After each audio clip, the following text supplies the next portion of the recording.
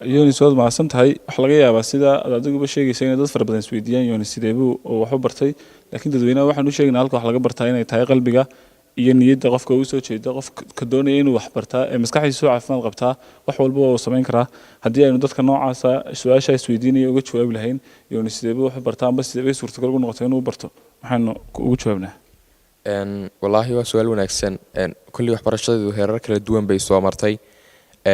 Inta badanna waxaan wax u bartaa qaab aan isticmaalo dhageysiga oo aan isku dayo inaan ku kaydiyo maskaxdayda waxa uu macallinku jeedinayo. Sidoo kale waxbarashadu inteeda badan saad arkaysaan ama intiina dhageysanaysaan ay maqlayso maadaama ayna aragtidii jirin meesha waxa ka baxaysa qoraalkii, marka waxay u badan yihiin dhageysi. Kadib wuxuu macallinka sharaxayo marka imtixaanada gaadho sidaasaan uga falceliyaa oo sharaxaadii macallinka iyo casharkii uu dhigay soo celiya. Marka inta badan qaabkan wax u bartaa waa dhageysi iyo waxyaabo badan oo aan isku dayo inaan baaro. Qaabkan u baaray inay ka mid yihiin waxyaalo laga diyaariyay oo kale ama taariikho oo aan qoraal lahayn laakiin dhageysiya ayaan sameeyaa inta badan. Marka saasan ay noqonaysaa qaabkan wax bartaa.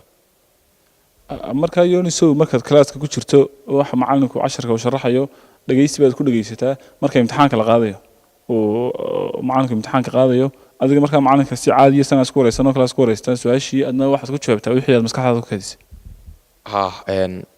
Saasay inta badan u dhacdaa oo aan uga jawaabaa.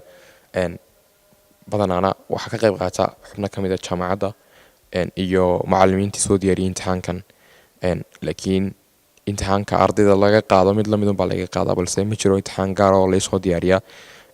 Ardayda oo ka simanahay taa dhanka waxbarashada marka loo eego iyo dhanka imtixaanaadka marka laga yimaado intaan kaga duwanayo inaan afka kaga jawaabo.